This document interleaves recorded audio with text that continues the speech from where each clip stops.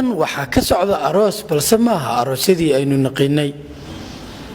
muqa urta codka malabka dhaxda uganeeta kada iscelin horta canabkii cabariyahaniyo xarfiga uduga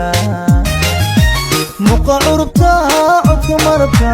dhaxda uganeeta kada iscelin horta canabkii cabariyahaniyo xarfiga uduga حسن عبد علي وويل سوماليد وحاونا ديغانيا حلفدا أروسكيسا بلسا حلفدا مانتا ماها حلفدي سوماليد صوت أفريكا اي هورو ديغان جيرين وحاونا شيغي إن حلفداني مانتا او ديغي حاسكيسا اي تاهي حلفد او مدكو تاميي وحاونا نو شيغي إن درانكيسو آد او فرحسن يهي مادام او رمي الرياضة حاسكيسا I like this dress. qaarkood waa ay la yaaban yihiin arooskan cajiibka ee hore aan uga dhicin dalkan South Africa ama Soomaali iyo South African ay isku guursadaan halkan Xasan waxa uu noo sheegay inuu ku faraxsan yahay guurka gabadhani oo lagu magacaabo imika Faaduma waxa uu sheegay in gabadhani markii hore ay haysatay diinta Kirishtanka balse ay qaadatay diinta Muslimka markii ay isguursadeen daawadayaal halkan aan iminka ku suganahay waa goobtii arooska uu ka dhacay waxayna ka dhacday qaybtan iga dambaysa waana arin ugub ku ah Soomaalida South Africa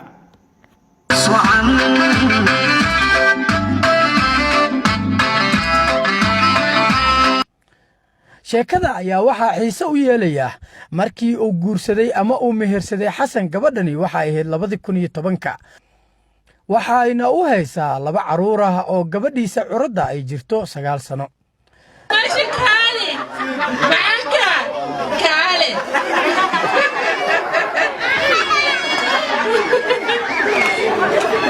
dadka qaar ayaa waxay qabaan in guurkani uu yahay guur qaldan magacayga waa Nuur Yuusuf Cali ku magac dheer abwaan Nuur Gurey run ahaantii waxaan rabaa inaan iraahdo gabadha ajnabiga ugu fiican waxa ka fiican gabadha Soomaaliyeed tan ugu liidan waan guursaday qof ajnabi baan guursaday 2 wiil ba ii dhashay waxaan ula jeedaa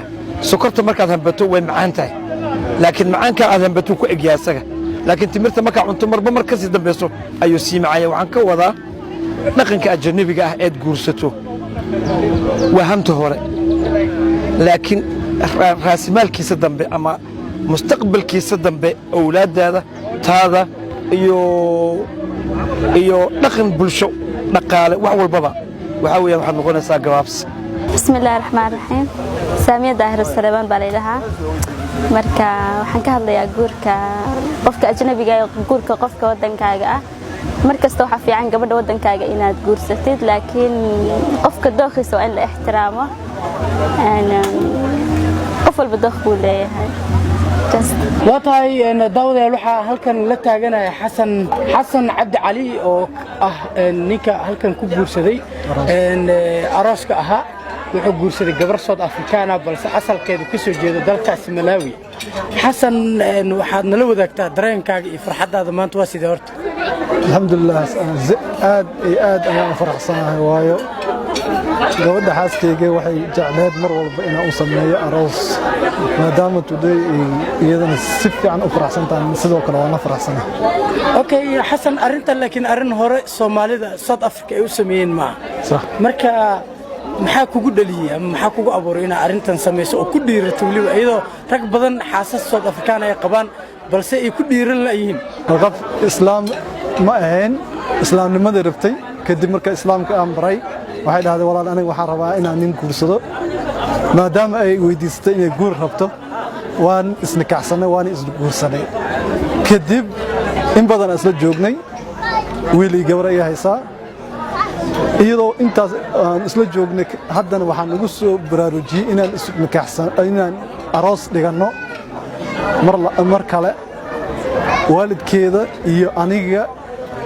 oo iyada xaggeeda dareen zaid ka imaaday oo jeclaatay inay samaysato aroos oo mar walba qalbigeeda ku jiray goormaan aroos la dhigi doonaa walaahi dadka badanaa way isweydiiyaan maxaad u guursan waysa gabar Soomaali maadaama aad Soomaali tahay taasi waa arrin muhiim ah balse ujeedada ma ahan labada qof oo isfahmay oo guur xalaal isku qabo in qalbigooda la kala dilo fadooliyo faaqidaad madaaye intii kula faqaan bay farahana la soo geliyey waxaan faa'iido jirin. dad badan oo Soomaaliya ayaa waxay u arkaan South Africaanka inay yihiin dad cunsuriyiin ah oo aan waxba lala wadaagi karin. haddaba Xasan ayaa waxaan weydiiyey qaabkii ay u soo dhaweeyeen markii uu gabadha ka doontay. marka hore dadkan gabadha xaaskeeda ka soo jeedo si wanaagsan ay ii qaabileen, si wanaagsan ay ii soo dhaweeyeen, waan ugu farxeen waayo dhaqankii iyo Afrika ka dhaxeeyay oo laboolii la dhiibayay waa la siiyey, arooskina hadda waa loo dhigay. sidaas zaid ugu faraxsan yihiin oo hadda afkooda ka muujinayeen maanta inay dhaheen Tanzania meesha ku dhamaan rabaa waayo maadaama aan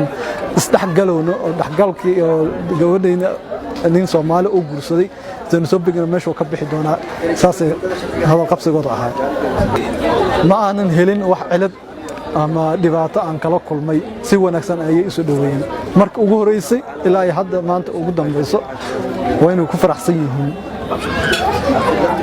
Abdixakiin Ibraahin, magaalada Bulugwani, dalkani Koonfur Afrika.